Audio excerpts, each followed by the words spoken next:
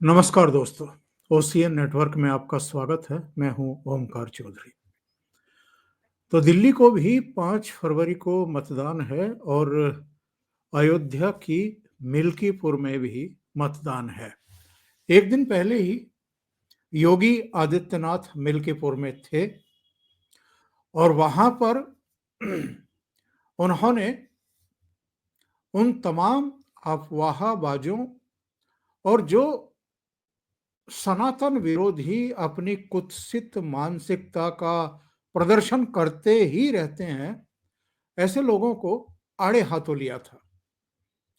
महाकुंभ के खिलाफ जो एक लगातार एक सतत मुहिम चल रही है अखिलेश यादव की तरफ से, उसका भी उल्लेख किया।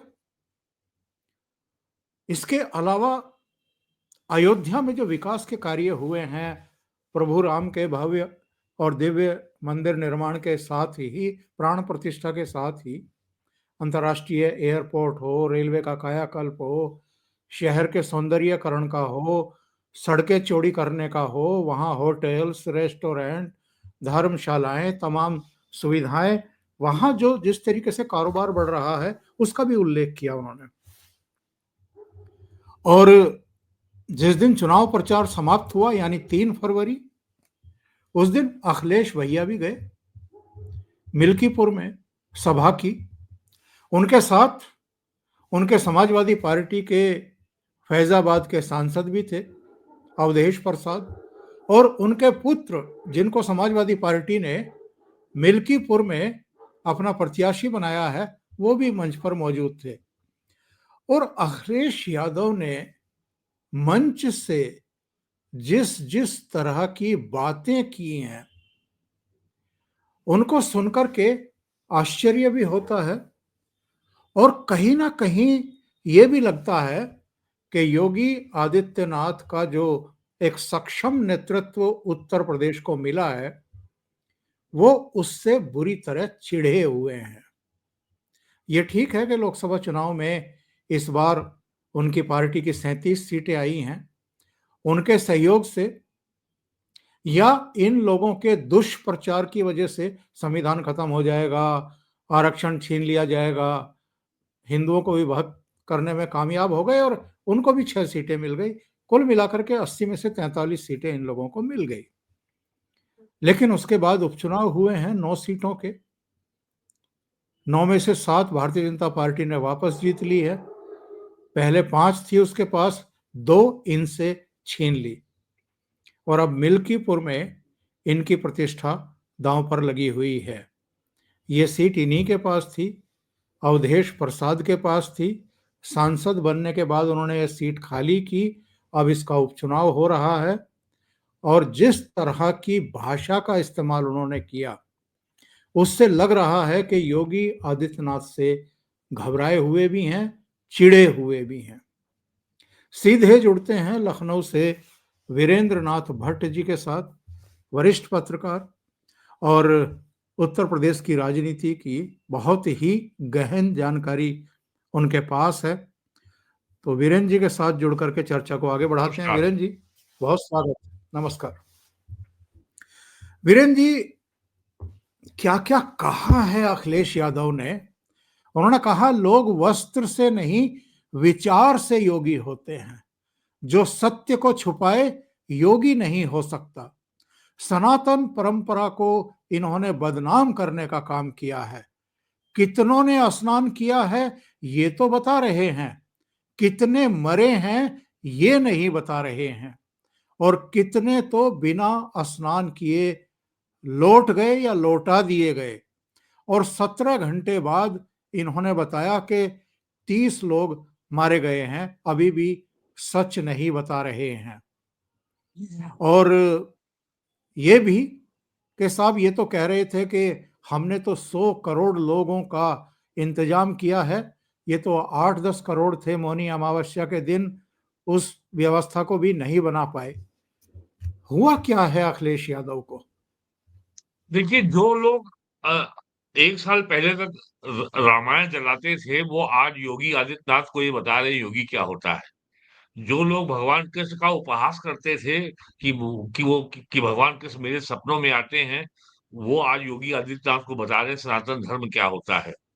जो पिछले महीने बोल रहे थे कि मुख्यमंत्री आवास के नीचे शिवलिंग दबा है, उसकी खुदाई कराई जाए, वो योगी आदित्यनाथ को बता रहे हैं हिंदू धर्म क्या होता है।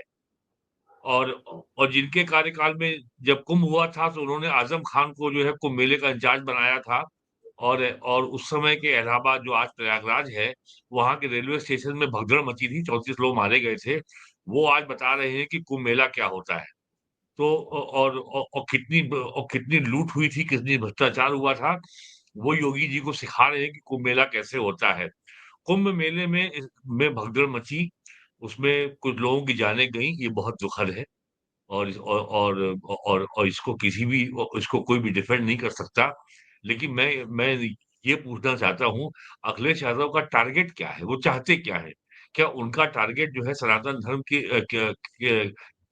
की महानता की स्थापना है, उसके गुणगान है, या उनको वास्तव में इस ट्रेजेडी का दुःख है, या उनका निशाना केवल पॉलिटिकल लाभ उठाना है, राजनीतिक लाभ लेना है, और योगी आदित्यनाथ से उनको अपना हिसाब बराबर करना है। मैं जानना चाह कौन-सी सरकार ये चाहेगी कि इतने बड़े आयोजन में कभी कोई ऐसी ऐसी दुर्घटना हो? अभी हाल की घटना लीजिए, अभी 4 दिन हुए हैं। वॉशिंगटन डीसी के रोनाल्ड रेगन एयरपोर्ट पे एक कमर्शियल एयरलाइन जो है, वो मिलिट्री एयरक्राफ्ट से उसका मिड एयर कोलिजन हुआ। 64 लोग मर गए। और जब जब डोनाल्ड ट्रंप से पूछा गया कि क्या वो जहाज पास की नदी में गिर गया, एक भी उस जहाज में सवार व्यक्ति उसमें एक-एक व्यक्ति मारा गया। डोनाल्ड ट्रंप से जब पूछा गया कि क्या आप वहाँ जाएँगे? तो ट्रंप का जवाब था कि क्या मैं वहाँ तैरने जाऊँगा? अब ज़रा और अब देखिए, जब योगी जी का रिएक्शन आया इस ट्रेजेडी के बाद, तब उन्होंने क्या कहा था? और उसके बाद वो प्रयागराज गए, वो उस हॉस्पिटल में गए, सारे घायलों से मिले, और जितने लोग मृत व्यक्ति हैं, उनको सबको 25 लाख का मुआवज़ा दिया गया। सारे मृतकों की सूची जारी हो चुकी है। आज भी लोकसभा में झूठ बोला जा रहा था। सपा के लोग झूठ बोल रहे थे कि साहब उनकी सूची जारी करो। वो सूची जारी हो चुकी है। ट्रेजेडी हो गई, और अब तो उसमें जो है षड्यंत्र के, साजिश के, सबवर्जन के भी खबरें आ रही हैं। और एसटीएफ ने 16,000 मोबाइल फ़ोन का कॉल डाटा जो है रिकॉर्ड खंगालना शुरू कर दिया है। 100 से अधिक फ़ोन स्विच ऑफ आ रहे हैं, और कुछ लोग पकड़े भी गए हैं। और किस तरीके से रात में अज्ञात लोग आए, जो लोग वहाँ सो रहे थे, उनके ऊपर चलने लगे, और लोगों ने समझा भगदड़ मच गई। तो ये ऐसा तो है नहीं कि ये सब जो है, और ये जाँच की माँग कर रहे हैं। घटना के 24 घंटे के अंदर सरकार ने हाई कोर्ट के रिटायर्ड जज की अध्यक्षता में जाँच आयोग गठित कर दिया था। उसमें रिटायर्ड डीजी पुलिस भी हैं, उसमें रिटायर्ड आईएएस अफ़सर भी हैं। तो अखिलेश यादव का जो है, जो उद्देश्य है, वो केवल बहुत ही संकीर्ण, बहुत ही उसमें पॉलिटिकल लाभ उठाना है। इनका जो एमपी है बनारस के बगल के जिले का, चंदौली का एमपी वीरेंद्र सिंह, वो कह रहा था कि जो संभल में जो खुदाई हुई है, वहाँ तवायफ देवी की मूर्ति मिली है। संभल में जो खुदाई हो रही है, जो बावड़ी मिली है, वो राजाओं की अय्याशी का अड्डा था। उनका जो एमएलए है, ओम प्रकाश सिंह गाज़ीपुर का, वो कह रहा है कि वहाँ गंदे पानी में जाके नहाओगे कुंभ में तो बीमार हो जाओगे।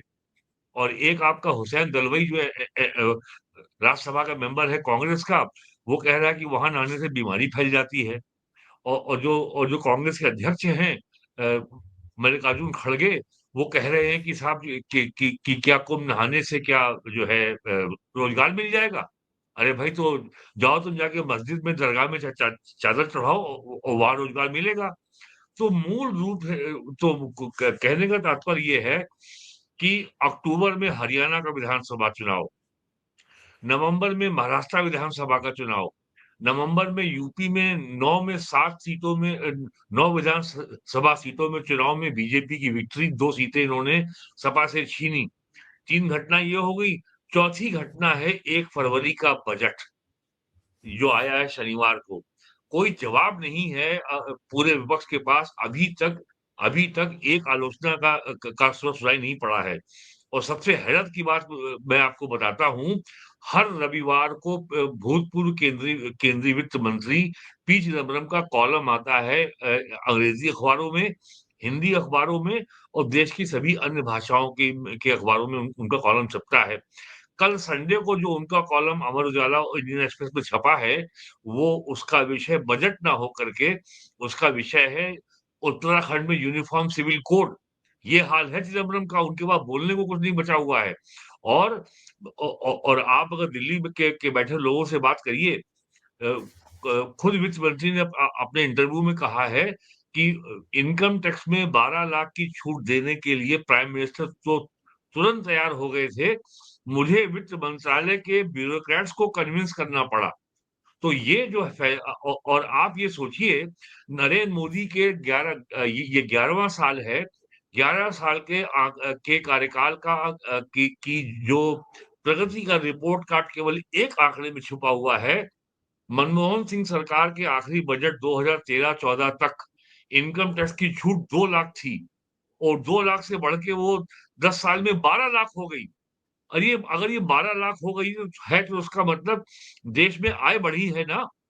अगर इनकम बढ़ गई है और अगर छूट नहीं बढ़ रही है, तो इसका मतलब टैक्स का बर्डन अधिक था, अब वो कम हुआ है ना।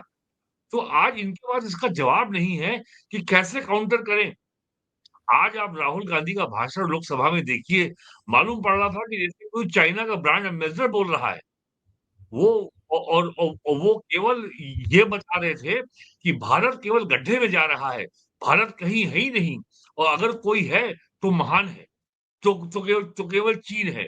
तो इनकी समस्या केवल ये है कि इनका जो मेल्टडाउन है और अब इनके पास निरंतर कुछ बोलने को है ही नहीं।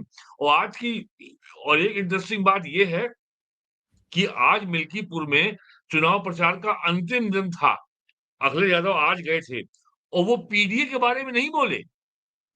जो लगातार वो बोलते हैं पिछड़ा दलित अल्पसंख्यक, आज उनको पीडीए याद नहीं आया।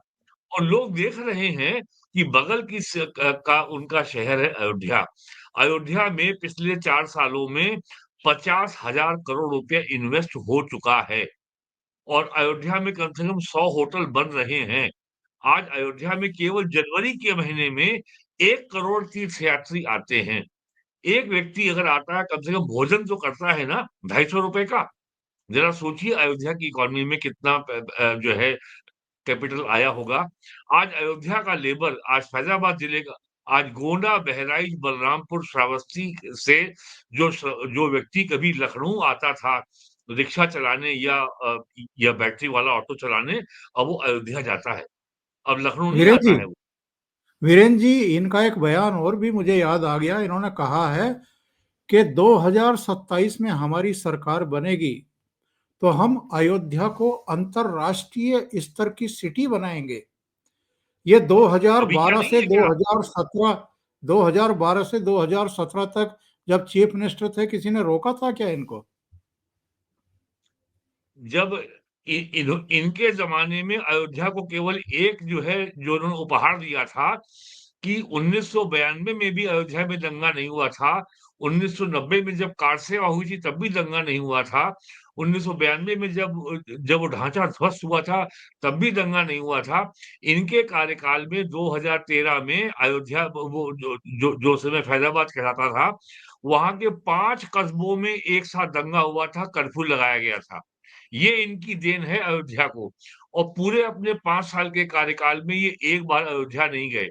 जब मुलायम सिंह यादव मुख्यमंत्री थे 2005 जुलाई में और जिहादियों ने और आतंकवादियों ने अयोध्या का जो मेकशिफ्ट मंदिर था उस पे हमला किया था और उसको सीआरपी ने फॉइल कर दिया था। मुलायम सिंह यादव एक बार देखने नहीं गए अयोध्या में हुआ क्या है। तो आज और जो उसमें आतंकवादी पकड़े गए थे, इन्होंने तो अपने मैनिफेस्टो में उनको रिहा करने का वादा किया था। वो कहा था जो जो मासूम और बेकसूर मुस्लिम नौजवान जो जेल में बंद हैं, हम उनको छोड़ेंगे। और उसके पहले 2007 में जो काशी अ, बनारस, लखनऊ, गोरखपुर और फैजाबाद डिस्ट्रिक्ट कोर्ट में जो सीरियल ब्लास्ट हुआ था, उसमें जो आतंकवादी जेल में बंद थे, इन्होंने उनको छोड़ने का भी कोर्ट में एप्लीकेशन फाइल की थी। बल्कि और उसको इलाहाबाद हाई कोर्ट ने रोका कि आप होते कौन हैं इनको रिहा करने वाले या ऐसी एप्लीकेशन कोर्ट में मूव करने वाले। और इसमें सेंट्रल एजेंसी इन्वॉल्व है, सेंट्रल लॉ इन्वॉल्व है। बिना केंद्र सरकार की सहमति के आप इतने खूंखार आतंकवादियों को रिहा नहीं कर सकते। वो आज भी जेल में हैं। ये है तोहफा इनका, ये है घोषणा इनकी, ये है इनकी नीयत अयोध्या के बारे में। तो आज ये किस मुँह से बात करेंगे अयोध्या के बारे में? इनके पास और तो राजनीतिक और नैतिक कोई अधिकार ही नहीं है बोलने का। ये आज अयोध्या में थे, मिल्कीपुर में थे, तो भी भगवान राम की प्रतिमा के दर्शन करने के लिए ये मंदिर नहीं गए। क्यों नहीं जा रहे हैं? ये इनका तर्क है कि जब बुलावा आएगा तब जाएँगे। अरे भाई क्या कुंभ से आपको बुलावा आया था? हमारे पास तो बुलावा कुंभ से नहीं आया। और हम तो पिछले 40 सालों में 5 बार कुंभ जा चुके हैं। इस साल भी जाएँगे। तो वो ये जो जब है जब इसकी प्राण प्रतिष्ठा हुई थी, तो बुलावा तो भेजा था, निमंत्रण पत्र तो भेजा था विश्व हिंदू इन्होंने परिषद ने। इन्होंने जवाब दिया था कि हम नहीं आएँगे। अगर अगर मेरे घर में कोई मंगल कार्य है और मैं अगर आपको निमंत्रण भेज रहा हूँ, तो आपका ये आपका अधिकार है, आप आएँ चाहे ना आएँ। लेकिन आप मुझे चिट्ठी लिख के ये नहीं बताएँगे कि मैं नहीं आऊँगा। आप नहीं तो कहेंगे कि प्रभु, मैं किसी कार्य में व्यस्त हूँ, ये मैं नहीं आ ये सकता। क्या ये क्या उम्मीद कर रहे हैं? प्रभु राम इनको चिट्ठी भेजेंगे तब ये वहां पर जाएंगे, या ये सब जब ऊपर वाला बुलाएगा तभी जाएंगे? अब आप ये देख लीजिए कि इनके पास जो है राजनीतिक जो विकल्पहीनता है, जो इनके पास मुद्दों का कितना घनघोर अभाव है कि इनके पास कोई जो है एक एक वायबल और एक कन्विंसिंग पॉलिटिकल राजनीतिक तर्क इनके पास नहीं है कि अयोध्या के मंदिर से आपको परेशानी क्या है? साफ-साफ क्यों नहीं कहते कि आपको ये खतरा है कि और यहाँ मैं साफ कर दूँ, ये ये बेवजह मुसलमानों पे एक ये आरोप आता है, कोई मुसलमान नेता बुरा नहीं मानेगा, कोई मुसलमान आम आदमी बुरा नहीं मानेगा, अगर अखिलेश यादव अयोध्या जाते हैं। ये समझते हैं कि ये कोई मुसलमानों के ऊपर बहुत बड़ा परोपकार, बहुत बड़ा एहसान कर रहे हैं। ये बेवजह मुसलमानों को बदनाम कर रहे हैं। उनसे क्यों वो अगर ये आपकी धार्मिक आस्था का मामला है, अगर आप अयोध्या, काशी, मथुरा, हरिद्वार कहीं जाना चाहते हैं, आप जाएँ। कोई और यहाँ पे बेवजह मुसलमानों के ऊपर ये जो दोषारोपण है, ये स्वयं अखिलेश यादव कर रहे हैं, कोई और नहीं कर रहा है। तो इसलिए मतलब इ हद, कोई बोलने का पाखंड की पाखंड की इंतहा है ये। ये तो कई अवसरों पर ईद के मौके पर गोल टोपी पहन करके भी देखे गए हैं लोगों के पास जाते हुए, और नमाजियों को गले मिलते हुए। फिर यहाँ आने में क्या परेशानी है? नहीं, नहीं, आप ये देखिए अखिलेश यादव हों, मुलायम सिंह यादव हों, इनके ज़माने में जब मुख्यमंत्री थे, तो लखनऊ में मुख्यमंत्री आवास में मेले का माहौल होता था रोज़ा इफ्तार पार्टी में और रोज़ा इफ्तार वो स्टेट के खर्चों से होती थी। किसी को आपत्ति नहीं आप करिए, लेकिन आप जो आप रोज़ा इफ्तार का जो आयोजन करते थे, वो आपके मन में मुसलमानों के लिए कोई बहुत इज़्ज़त एहतराम नहीं था। आप केवल मैसेज देना चाहते थे कि देखो हम ये कर रहे हैं और आपका उद्देश्य शुद्ध राजनीतिक था जहां आप मुसलमानों का इस्तेमाल करते थे। आपने किया क्या उनके लिए? और एक बात अखिलेश यादव को और ये बतानी चाहिए, जो मेरठ में सोतीगंज जो चोरी की गाड़ियों का जो बहुत बड़ा बाज़ार था, जिसका योगी जी ने समूल नाश कर दिया, वो इनके ज़माने में खूब फल-फूल रहा था। सपा हो, बसपा हो, खूब फल-फूल रहा था। उसके बारे में क्या कहना है उनको? उसको तो योगी जी ने बंद करा दिया। अब तो वहाँ कोई गाड़ी चोरी की नहीं आती है।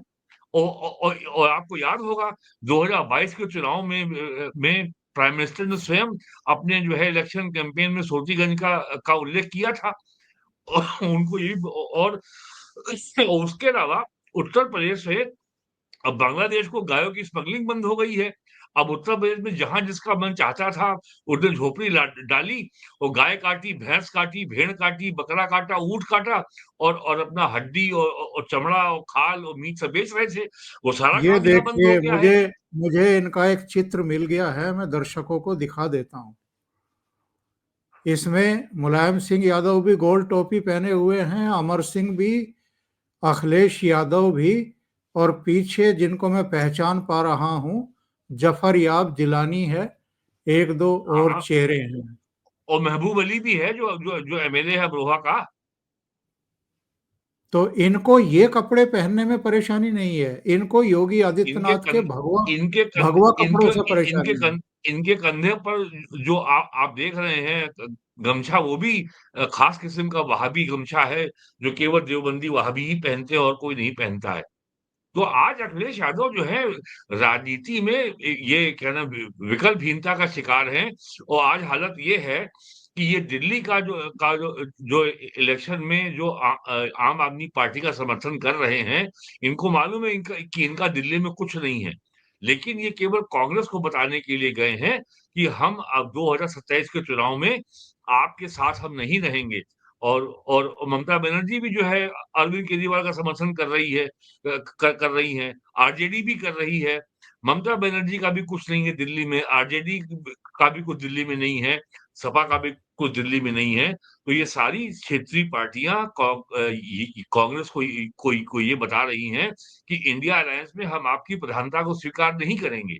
और अखिलेश यादव को मालूम है कि 27 के चुनाव में कांग्रेस पार्टी कम से कम इनसे 125 से 150 सीटें मांगेगी, और जीत नहीं पाएगी 5 सीटें वो। और तो ये इनकी पॉलिटिक्स अभी से ही ये शुरू हो गई है। और दूसरा भ्रम इनको ये है कि हमने 37 सीटें हमने जीती हैं लोकसभा की। अगर 3705 को अगर 5 से आप गुणा कर दें, तो समाजवादी पार्टी की विधानसभा में एक समान मेजॉरिटी आ जाती है। यूपी में औसतन एक लोकसभा सीट के अंदर 5 असेंबली सेगमेंट होते हैं।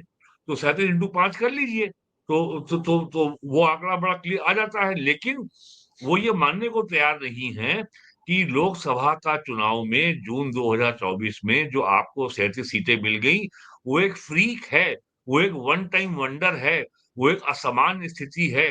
वो ऐसा नहीं है कि जो है भारतीय जनता पार्टी वर्षों की मेहनत और भारतीय जनता पार्टी का जनाधार समाप्त हो गया है, और देश की जनता यहाँ पीडीए के रंग में रंग गई है। ऐसा कुछ नहीं हुआ है। और आपको मालूम है कि बीजेपी के अंदर लोकसभा चुनाव में टिकटों के बंटवारे को लेकर के, योगी आदित्यनाथ के मुख्यमंत्री पद को रहने को लेकर के अफवाहों का बाजार गर्म था। और बीजेपी ने 400 पार का नारा दिया था। तो लेकिन ये नहीं बताया था कि 400 पार की सीटें आपको क्यों चाहिए। तो उससे इनको ये मौका मिल गया कहने का कि साहब ये 400 पार अगर आएंगे तो संविधान खत्म कर देंगे। तो अच्छा, वो एक बार असामान्य स्थिति हो गई। अब वो दोबारा नहीं होने वाली है। एक बयान इन्होंने और दिया है मिल्कीपुर में, इन्होंने कहा है कि साहब जब से ये अयोध्या में हारे हैं, यानी फैजाबाद में हारे हैं, तब से हाँ, इनको नींद नहीं आ रही है, योगी जी को नींद नहीं आ रही है। और इन्होंने कहा कि साहब मिल्कीपुर में जो चुनाव हो रहा है, ये जनता बनाम सरकार चुनाव हो गया है। देखिए साहब ऐसा है, राजनीति में संवाद के दो तरीके होते हैं, रेटरिक एंड जार्गन, शब्द आडंबर और शब्द जाल। तो ये बयान जो है केवल शब्द आडंबर हैं। और योगी जी को नींद नहीं आ रही है। अगर ये योगी जी की मेडिकल रिपोर्ट है तो इन्हें कैसे मिल गई है? और योगी जी कितने घंटे सोते हैं इसकी जानकारी इन्हें कैसे मिल गई? वो योगी जी वैसे भी 6 घंटा सोते हैं। वो कोई 12 घंटे सोने वाले व्यक्ति तो है नहीं। कल रात में योगी जी ने अपने आवास पर अफसरों के साथ सुबह 3 बजे तक प्रयागराज में कुंभ मेला में बसंत पंचमी के स्नान के कार्यक्रम की समीक्षा स्वयं की है। और आज भी दिन भर उनको उनको जितना समय मिला है, एक एक मिनट की, एक एक पल की खबर वो लेते रहे हैं। और आज जो है आंकड़ा 35 करोड़ पहुंच गया है अब तक, जो अब तक कुल तीर्थयात्री वहां पे आए हैं।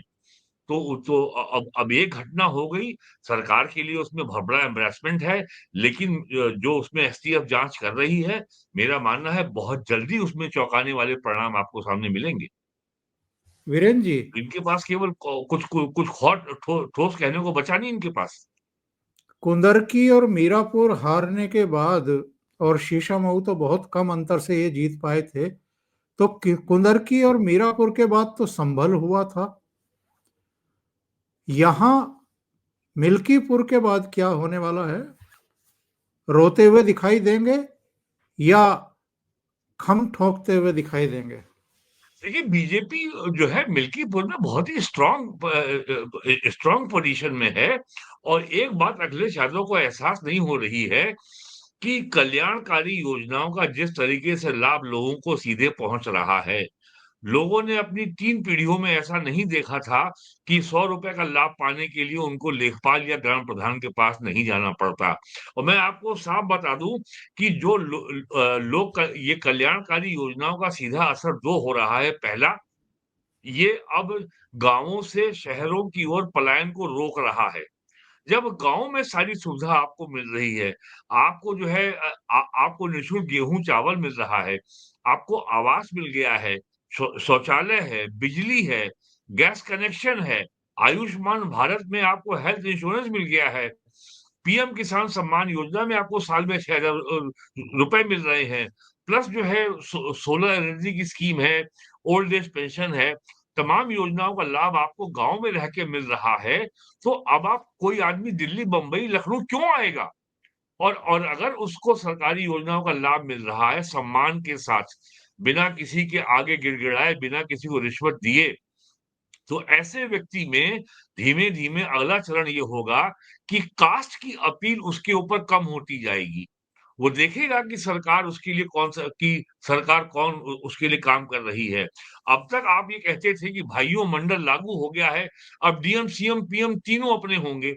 35 साल हो गए, आज पहली बार लोग देख रहे हैं कि उनको जो है किसी सरकार ने सारे बंधनों से ऊपर किसी किस्म का भेदभाव नहीं है। हर जाति, हर मज़हब के व्यक्ति को समान रूप से योजनाओं का लाभ मिल रहा है।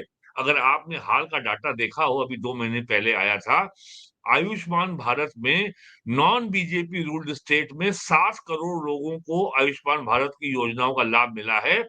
40,000 करोड़ रुपया आयुष्मान भारत में उसमें क्लेम पे किया गया है, नेशनल हेल्थ अथॉरिटी के द्वारा। तो अब लोगों को समझ में आ रहा है कि बीजेपी का कोई व्यक्ति उनके ऊपर एहसान जताने नहीं आता।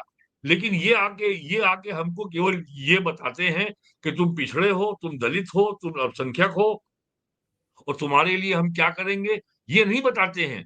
भई जो आप करेंगे, जो आप वादा कर रहे हैं अयोध्या में करने का, उससे ज़्यादा अयोध्या में हो चुका है। वहाँ पे 1 साल से ऊपर हो गया है, इंटरनेशनल एयरपोर्ट चल रहा है। वहाँ 1 साल से ऊपर हो गया है, वहाँ का रेलवे स्टेशन मॉडर्नाइज़ हो गया है, चल रहा है। वहाँ नया बस अड्डा बन गया है, वहाँ पे जो है नया वाटर सप्लाई प्लांट लग गया है, वहाँ सड़कें चौड़ी हो गई हैं, वहाँ स्ट्रीट लाइट लग गई हैं, वहाँ 24 घंटे बिजली आती है, वहाँ 2.5 लाख लोग रोज़ वहाँ पे तीर्थयात्री आते हैं, लाखों लोगों को वहाँ रोज़गार मिल रहा है। आप और क्या दे देंगे भाई? आप तो कहेंगे अयोध्या में हम तो पीडीए करेंगे। अयोध्या में पीडीए कहाँ करेंगे आप? तो आपका जो है तो अब आपके पास कोई ठोस वायबल पॉलिटिकल आपके पास क्या कोई कोई एक वैकल्पिक विचार है आपके पास? वो तो है नहीं। तो अगर वो नहीं है, तो फिर आपके पास एक ही रास्ता बचता है कि शब्द आडंबर और शब्द जाल और ये कहना कि मुख्यमंत्री आवास के नीचे शिवलिंग दबा हुआ है। आपके विधायक, आपके सांसद जो है गालियाँ दे रहे हैं सनातन धर्म को, सनातन प्रतीकों को और क्या बचा है आपके पास? वीरेंद्र जी, बहुत बहुत धन्यवाद ओसीएन नेटवर्क के लिए इतना समय निकालने के लिए, और मिल्कीपुर, महाकुंभ, समाजवादी पार्टी और भारतीय जनता पार्टी की राजनीति पर चर्चा करने के लिए। Thank you so much. नमस्कार। नमस्कार।